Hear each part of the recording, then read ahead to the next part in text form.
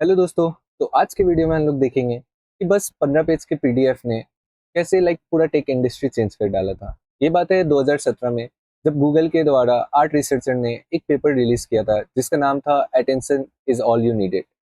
तो कोई को अंदाजा नहीं था वो अब जाके कि चैट जीपीटी, जेमिनाई या जितने भी बड़े बड़े एलएलएम हैं तो वो लोग के इंजन बनेंगे।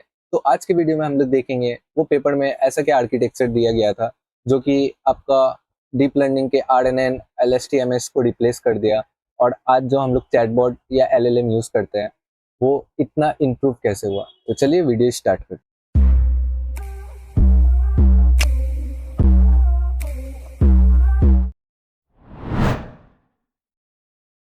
तो ट्रांसफॉर्मर आर्किटेक्चर समझने से पहले ये समझते हैं जो हम लोग old version deep learning use कर रहे थे, आरएनएन हो गया, एलएसटीएमएस हो गया, तो वो सब कहाँ फेल हुए और ट्रांसफॉर्मर ने वो लोग को क्यों रिप्लेस किया। तो यहाँ तीन मेजर पॉइंट है।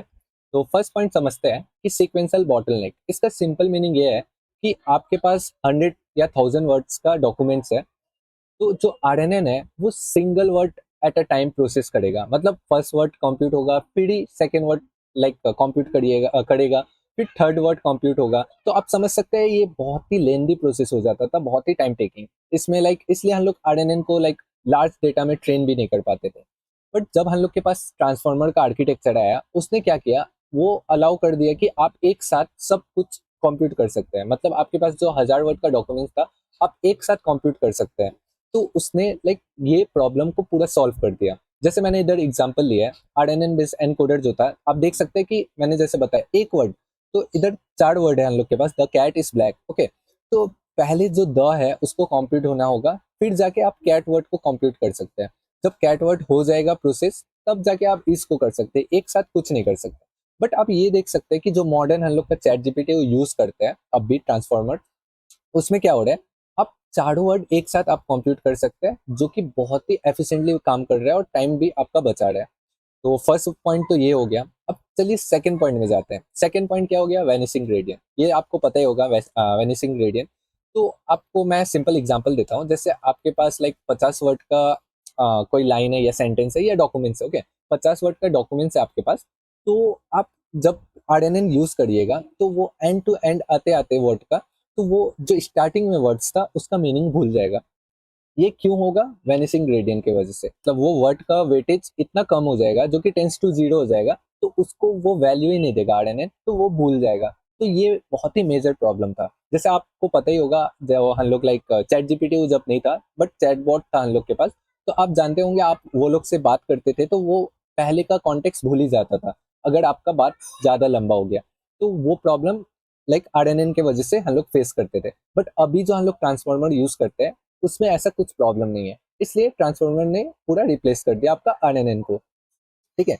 और थर्ड पार्ट जो बहुत ही मेजर पार्ट था, जो हम लोग का जीपीयू है, जो आपका बीस्ट कहलाता है ताकि पैरेलल कंप्यूटिंग हो पाए, वो आरएनएन अच्छे से यूज ही नहीं कर पाता था। मतलब क्यों, आरएनएन जो जैसे आपको मैंने बताया सीक्वेंशियल डेटा में काम करता था। मतलब एक वर्ड जब तक कंप्यूट नहीं होगा, सेकंड वर्ड कंप्यूट कर ही नहीं सकते आप।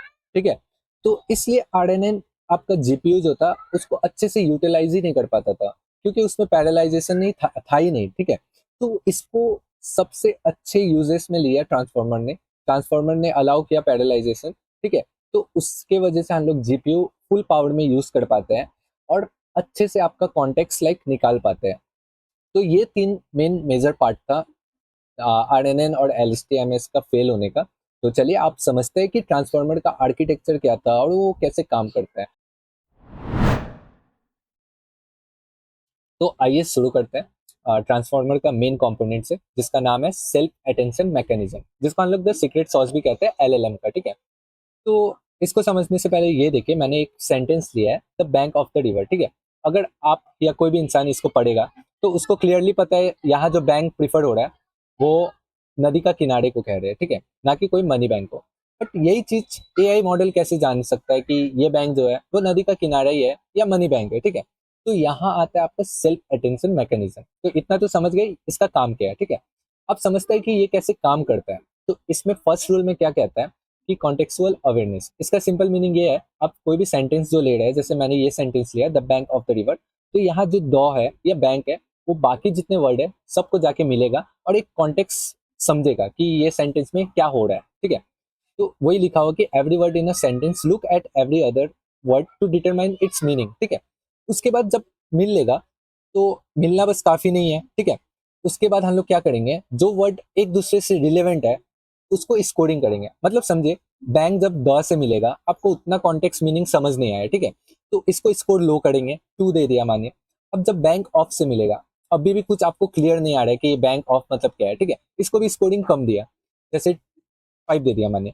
अब जब बैंक रिवर से मिलेगा तो आप देख सकते हैं यहाँ एक रिलेवेंट लाइक कॉन्टेक्स्ट मिल रहा है आपको, जो है बैंक रिवर, ठीक है। दोनों को लाइक दोनों जब मिल रहे हैं तो एक कॉन्टेक्स्ट आपको मिल रहा है, तो इसको स्कोरिंग हम लोग हाई करेंगे, ठीक है, जैसे 90 दे दिया।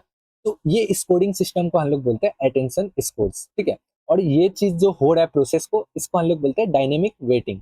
तो इसमें क्या हो रहा है, आपका जो रिलेवेंट मतलब जितना मोस्ट रिलेवेंट वर्ड जो है एक दूसरे से मिल रहा है तो वो स्कोर हाई मतलब मिल रहा है उन लोग को, और जो एक दूसरे से नहीं मिल रहा है कॉन्टेक्स्ट तो उसको लो मिल रहा है। जैसे सिंपल एग्जांपल आप ये समझे, एप्पल जब ऑरेंज से मिलेगा तो हाई स्कोरिंग होगा क्योंकि दोनों फ्रूट है, राइट। जब एप्पल बट कार से मिलेगा तो वो दोनों में कुछ रिलेशन उतना मैच नहीं कर रहा है तो वो लो हो जाएगा, ठीक है। तो यही काम हो रहा है आपका सेल्फ अटेंशन मैकेनिज्म में। तो ये जो है बैंक जब रिवर से मिल रहा है इसको स्कोरिंग हाई मिला, तो एआई को तब जाके पता चल रहा है कि जो बैंक का बात हो रहा है वो नदी का किनारे का बात हो रहा है, क्योंकि जो हम लोग का सेंटेंस में है वो रिवर भी आ रहा है, ठीक है। तो ये पूरे प्रोसेस को हम लोग सेल्फ अटेंशन मैकेनिज्म बोलते हैं। अब समझते हैं कि ये कैसे काम कर रहा है। तो अब समझते हैं हम लोग self attention mechanism actually work कैसे कर रहा है, ठीक है। उसका तो कॉन्टेक्स्ट समझ गया कि वो काम क्या करता है, अब वो काम कैसे कर रहे हैं वो समझते हैं, ठीक है। तो एक एग्जांपल लेता हूँ मैं। जैसे आपको भूख लगा है, ठीक है, आप ऑनलाइन फूड ऑर्डर करिएगा, तो आप कोई भी ऐप ले लीजिए, स्विगी जोमेटो कुछ भी, ठीक है।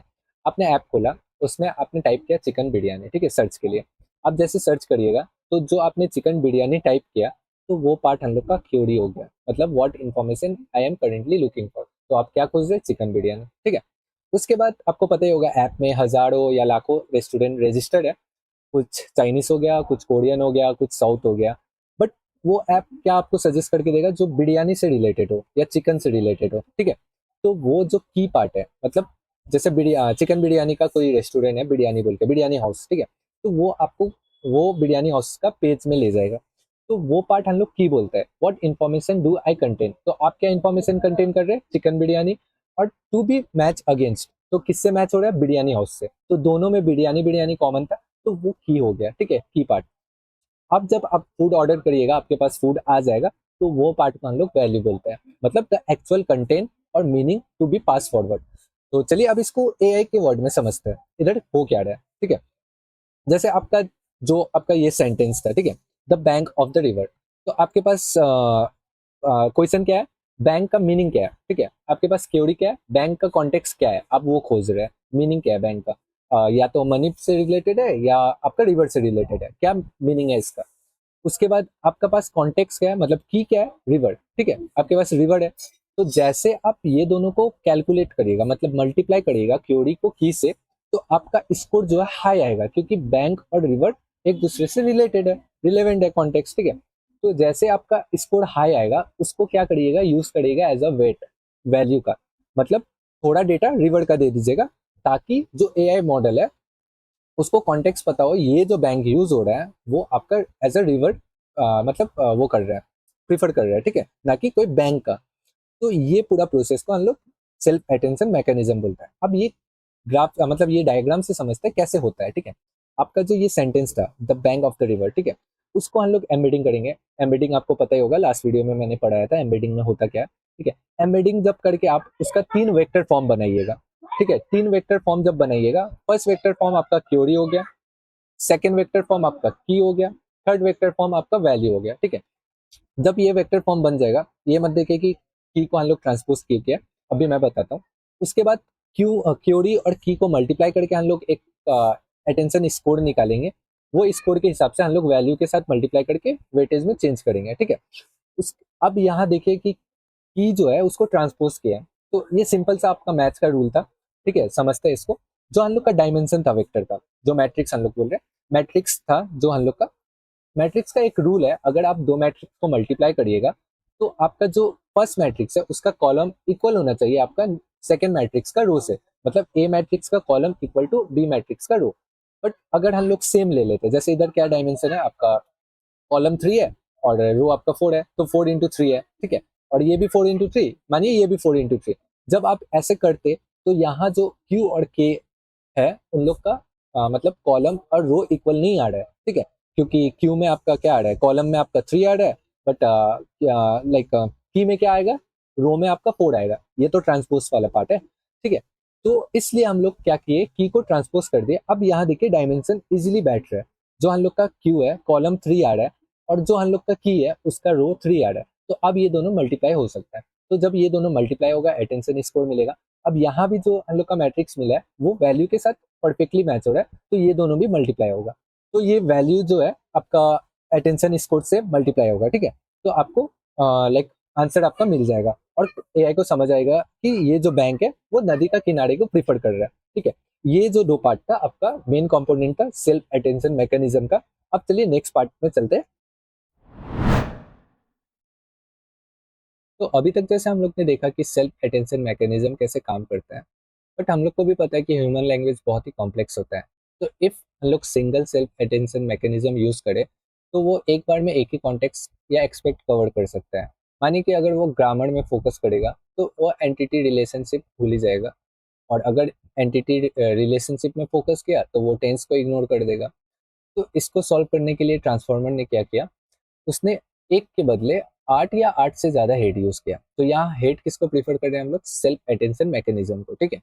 तो 8 या 8 से ज्यादा हेड यूज करने का फायदा क्या हुआ, हर हेड को एक सेंटेंस ही मिला है, सेम सेंटेंस मिला है हर हेड को, बट सब हेड का टास्क डिफरेंट था। जैसे कि फर्स्ट हेड आपका ग्रामर में फोकस कर रहा है, तो सेकेंड हेड रिलेशनशिप में फोकस किया, और अगर थर्ड हेड है, थर्ड हेड टेंस में फोकस किया।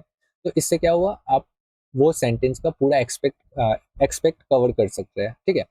एंड में क्या करते हैं हम लोग, वो जो भी डेटा कलेक्ट करता है, ठीक है, जितना भी हेड है उसको कंकेटिनेट कर देता है। मतलब जितना भी आपके पास डेटा कलेक्ट हुआ वो सेंटेंस को लेके सबको एक साथ मर्ज कर देते हैं। उससे हम लोग को क्या मिला, एक रिच और मल्टी डायमेंशनल अंडरस्टैंडिंग, ठीक है, जो भी आपका सेंटेंस था।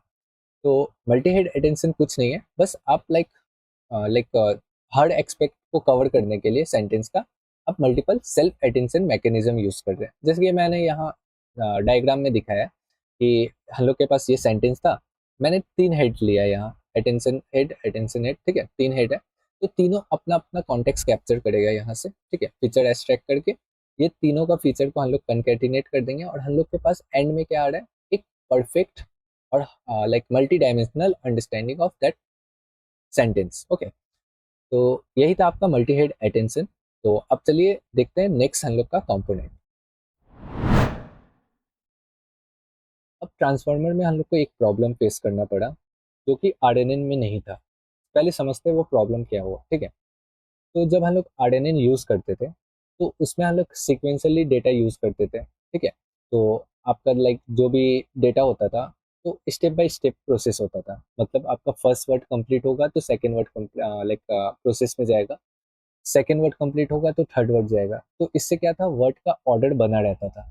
बट हम लोग जब ट्रांसफॉर्मर यूज करने स्टार्ट किए तो ट्रांसफॉर्मर में क्या हुआ, सब वर्ड को एक साथ हम लोग कंप्लीट कर देते थे। तो उससे क्या प्रॉब्लम फेस हुआ, जो भी हम लोग का वर्ड्स था, जो डॉक्यूमेंट्स में जितना भी वर्ड्स था, तो वो सबका ऑर्डर हम लोग के पास नहीं रहा, ठीक है। उससे क्या प्रॉब्लम फेस हुआ, जैसे कि आपको एग्जांपल दो, मैं बोल रहा हूँ कि मैं अपना डॉग को वॉक पे ले गया, और दूसरे सेंटेंस में मैं ये बोल रहा हूँ कि मेरा डॉग मुझे वॉक पे ले गया। तो ट्रांसफॉर्मर के लिए ये दोनों सेंटेंस सेम है, ओके, क्योंकि इसका ऑर्डर ट्रांसफॉर्मर के पास है ही नहीं कि कौन सा वर्ड पहला आना चाहिए कौन सा बाद में आना चाहिए। तो इसको सॉल्व करने के लिए ट्रांसफॉर्मर में यूज हुआ पोजिशनल एनकोडिंग, ओके। तो इसने ये प्रॉब्लम सॉल्व कैसे किया, मानिए कि आपके पास जो डॉक्यूमेंट्स में वर्ड है उसको एक सीट नंबर दे दिया। मतलब सिंपल वो 1 2 3 वाला नंबर नहीं दिया, क्योंकि अगर आप 1 2 3 4 करके नंबर दोगे तो आपका डॉक्यूमेंट्स एक बड़ा रहा तो वो नंबर बहुत ही बड़ा हो जाएगा, जो कि स्टोर करना बहुत ही मुश्किल है एम्बेडिंग में, ओके। तो उसके जगह में साइंटिस्ट लोग ने क्या किया, लाइक रिसर्चर ने क्या किया, आपका बहुत ही मैथ्स का एक लाइक बेस्ट सॉल्यूशन निकाला, जो कि हम लोग बोलते हैं साइन एंड कोसाइन वेव। ठीक है, आपको ये फॉर्मूला बहुत लाइक डरावना लग रहा होगा, बट मैं अभी एक्सप्लेन करूंगा फॉर्मूला में क्या हो रहा है, तो बहुत ही ईजी आपको पता चल जाएगा। ठीक है, तो जो कोसाइन और साइन का वेव था, जैसे मैं दिखा देता हूँ, ये वेव था। ठीक है, तो इसके हेल्प से हम लोग ने पोजिशनल लाइक पोजिशन देना स्टार्ट किया। मतलब अल्टरनेट में साइन, लाइक एक दूसरे का अल्टरनेट में साइन का वैल्यू, और मतलब साइन का वैल्यू फर्स्ट में आया तो सेकंड में कोसाइन का। तो हम लोग को इससे क्या मिल गया, एक कैलकुलेटर, मतलब the wave allow the model to calculate the relative distance between any two words in the sequence. ठीक है, तो ये फॉर्मूला आप भी समझते हो पहले, जो हम लोग का पोजीशन एनकोडिंग का फॉर्मूला है। यहाँ पोज मतलब पोजीशन ऑफ वर्ड। ठीक है, जैसे आपका डॉक्यूमेंट्स 1000 है, तो पहला वर्ड या दूसरा वर्ड या हजारों वर्ड, ठीक है, उसका पोजीशन ये डिफाइन करेगा। ठीक है, टू आई मतलब, टू को अभी इग्नोर करिए, आई मतलब क्या है, आपका जो एम्बेडिंग वेक्टर है, उसमें कौन सा लाइक डायमेंशन को रिप्रेजेंट कर रहा है आई। ठीक है, तो वो आई रिप्रेजेंट कर रहा है। उसके बाद आपका डी मॉडल मतलब आप जो एम्बेडिंग यूज़ किए हैं, जैसे ट्रांसफार्मर में यूजुअली 512 एम्बेडिंग यूज़ होता है, तो वो मॉडल का नंबर डी मॉडल। ठीक है, डायमेंशन। तो इसका ही सिंपल हम लोग का कोसाइन के लिए 2i+1 आ गया। तो इससे हम लोग को क्या हुआ, जो भी हम लोग का वर्ड का कॉन्टेक्स्ट था, ऑर्डर था, वो सब कुछ स्टोर हो गया एक सिंपल सा कोसाइन ग्राफ से। ठीक है, तो इसलिए पोजीशन एनकोडिंग बहुत ही इंपॉर्टेंट रोल है, क्योंकि ये आपका लाइक जो भी सेंटेंस है, उसका ऑर्डर को मेंटेन करने में हेल्प करता है। तो आप समझते हैं हम लोग ग्राफ में ये काम कैसे कर रहे हैं फॉर्मूला। ओके, तो मानिए मैं लाइक पोजीशन 0 लिया जैसे ही, तो ये पोजीशन 0 मैं लेते ही ये टर्म पूरा 0 हो जा रहा है। तो साइन 0 हम लोग क्या देता है, 0। ओके, वही जगह में हम लोग कॉस में अगर वो वैल्यू पुट करेंगे, तो ये टर्म पूरा 0 होते ही कॉस 0 हम लोग का 1 देता है, तो 1 आ गया। तो सिमिलर ऐसे करके हम लोग हर वर्ड का पोजीशन निकाल सकते हैं, जो कि फिक्स मतलब रिलेवेंट डिस्टेंस होता है दो वर्ड का। ठीक है, तो ये कंपोनेंट भी कंप्लीट हो गया। अब चलते हैं नेक्स्ट कंपोनेंट पे। तो जैसे कि हम लोग ने मल्टी हेड अटेंशन पढ़ लिया था, ठीक है, और उसमें क्या हो रहा था कि बाकी जितने वर्ड्स, मतलब हर वर्ड को बाकी जितने वर्ड्स है उसका कॉन्टेक्स्ट समझ आ चुका था। ठीक है, अब वो कॉन्टेक्स्ट समझ आ चुका है, आपके पास डेटा आ चुका है, तो उसको आप कैसे मैनेज करिएगा। ठीक है, जैसे आपको सिंपल मैं एग्जांपल एक बताऊं, आप लाइक जब बचपन में स्कूल जाते थे, ठीक है, आपके पास दो कॉपी होता था, एक रफ कॉपी होता था आपके पास और एक फेयर कॉपी होता था। तो स्कूल में आपका जितना भी लाइक जो भी सब्जेक्ट चलता था, आपको एक दिन में जितना डेटा मिलता था, आप क्या करते थे, रफ कॉपी में पूरा कॉपी कर लेते थे, और जैसे आप घर आते थे, वो रफ कॉपी से आप सब्जेक्ट वाइज डेटा कलेक्ट करते थे और आप अपने फेयर कॉपी में लाइक उतार लेते थे। तो आप क्या कर रहे हैं, पहले डेटा कलेक्ट कर रहे हैं, उसके बाद आप क्या कर रहे हैं, सब्जेक्ट वाइज अलग कर ले रहे हैं। ठीक है, तो यही काम आपका ट्रांसफार्मर में हम लोग फीड फॉरवर्ड नेटवर्क के हेल्प से करते हैं। मतलब ये एक लाइक स्टैंडर्ड न्यूरल नेटवर्क होता है, जो कि फुल्ली कनेक्टेड होता है। ठीक है, इसका काम क्या होता है, आपका वर्ड्स का कॉन्टेक्स्ट आपको मल्टी हेड अटेंशन से मिल चुका है। ठीक है, बट हर वर्ड का कॉन्टेक्स्ट को अलग करना, मतलब हर वर्ड को एक ब्रेन देना, तो ये क्या करता है, एक सिंगल वर्ड का ब्रेन बनता है। ठीक है, और वो डेटा कलेक्ट करके एक अच्छे से एक अच्छे से वे में रिप्रेजेंट करता है, ताकि जो भी मॉडल है उसको अच्छे से वो वर्ड का नॉलेज हो। जैसे मैंने इधर लिखा है, A standard fully connected neural network apply to each position separately and identically. It processes the information gathered by the attention head into a richer representation. तो वही मल्टी हेड से जो आपको इन्फॉर्मेशन मिला, उसको एक अच्छे से और रिचर वे में रिप्रेजेंट करता है ये। तो ये काम आपका फीड फॉरवर्ड नेटवर्क करता है। अब हम लोग के पास दूसरे प्रॉब्लम क्या आने लगे, आपका जो न्यूरल नेटवर्क था, ठीक है, उसमें मल्टीपल लेयर होता है, राइट। तो जैसे ही लेयर डीप होते जाता था, तो आपका डेटा लॉस होता था। ठीक है, डेटा लॉस कैसे, मतलब आपको मैं दूसरे एग्जांपल से समझाता हूँ।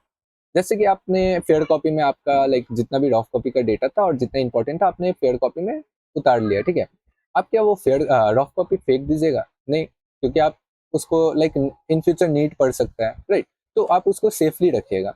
और मानिए इन फ्यूचर आपके पास फेयर कॉपी में कुछ एरर जनरेट हुआ, लाइक आप कुछ डेटा लेने भूल गए या कुछ मिस हो गया आपसे, तो आप क्या करिएगा, जो आपके पास ओरिजिनल रफ कॉपी है उसमें जाइएगा और उसमें चेक करिएगा कि आपका एरर कहाँ से हुआ है, कहाँ डेटा आपका मिस हुआ है, राइट।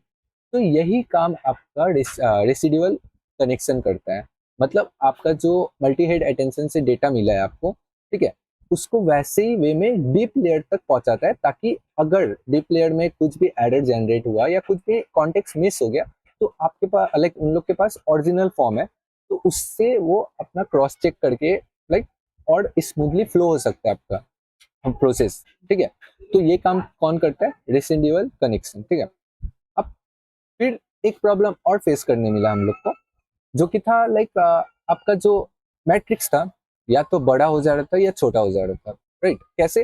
आपको समझाता हूँ। जैसे हम लोग ने सेल्फ अटेंशन मैकेनिज्म में पढ़ा कि क्योरी की से मल्टीप्लाई होता है, डॉट प्रोडक्ट होता है। ठीक है, उसके बाद हम लोग को अटेंशन स्कोर मैट्रिक्स मिलता है।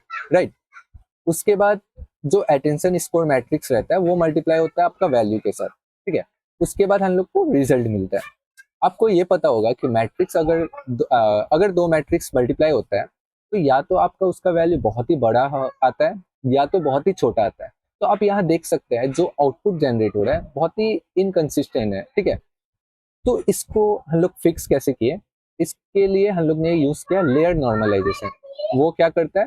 Keep the internal activation stable. तो जो भी आपका आउटपुट जनरेट हो रहा है उसको नॉर्मलाइज करके वो आपका जो आउटपुट है उसको स्टेबल कर देता है, ताकि इन फ्यूचर आप लाइक दूसरे मल्टी हेड अटेंशन में वो एज ए इनपुट डालिएगा तो आपका डायमेंशन चेंज ना हो। तो ये तीन कंपोनेंट भी बहुत ही इंपॉर्टेंट है। तो अब इसके बाद हम लोग देखते हैं कि एनकोडर कैसे काम करता है, फिर डिकोडर में कैसे काम करता है। ठीक है, तो चलिए नेक्स्ट टॉपिक में बढ़ते हैं। तो हम लोग सब कंपोनेंट समझ चुके हैं, तो अब मेन हम लोग चलते हैं एनकोडर और डिकोडर को समझते हैं। तो फर्स्ट हम लोग का है एनकोडर।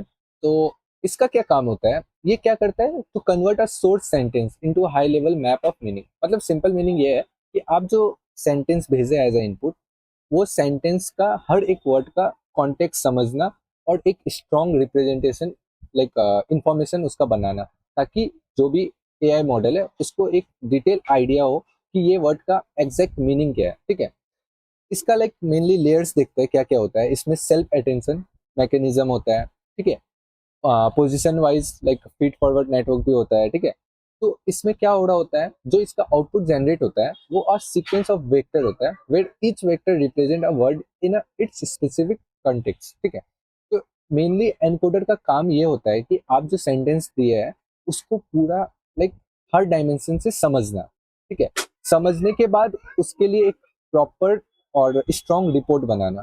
ठीक है, इसका काम जनरेट करने का नहीं होता है, वो पार्ट जनरेट करने का आपका डिकोडर का होता है। तो चलिए पहले डिकोडर आप समझते हैं। जो आप हम लोग का डिकोडर है, ठीक है, उसका ऑब्जेक्ट क्या है? To generate the output sequence one token at a time. मतलब सिंपल ये है कि आप जो आउटपुट जनरेट करिएगा एक टोकन एक टाइम में। मतलब आपको मैं एग्जांपल से समझाऊं, आप एग्जाम हॉल में है। ठीक है, आप एग्जाम दे रहे हैं, बट उधर एक स्ट्रिक्ट रूल फॉलो हो रहा है।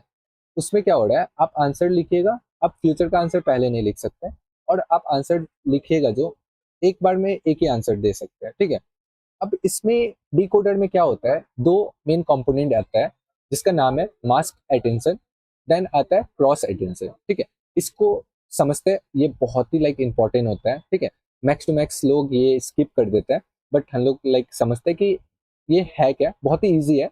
अब जैसे मास्क अटेंशन होता है, वो क्या करता है? प्रिवेंट करता है आपको चीटिंग करने से। जैसे एग्जाम हॉल में टीचर है तो वो प्रिवेंट करता है ना चीटिंग करने से, तो मतलब वही समझ लीजिए, ये प्रिवेंट करते हैं चीटिंग करने से। अब कौन सा कॉन्टेक्स्ट में?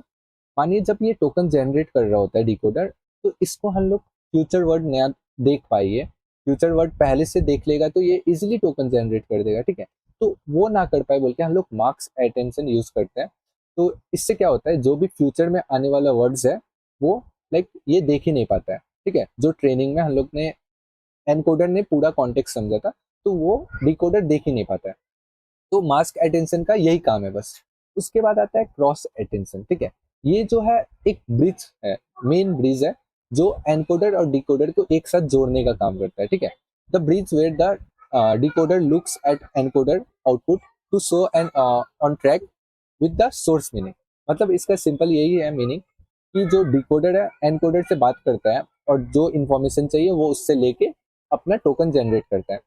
अब मेन बात है कि क्या इन्फॉर्मेशन एनकोडर शेयर करता है और क्या इन्फॉर्मेशन डिकोडर शेयर करता है। ठीक है, तो जो एनकोडर है वो क्या इन्फॉर्मेशन शेयर करता है? दो मेन कंपोनेंट देता है, की और वैल्यू। ठीक है, और डिकोडर के पास क्या होता है? क्योरी। मतलब क्या वो सवाल है, ठीक है।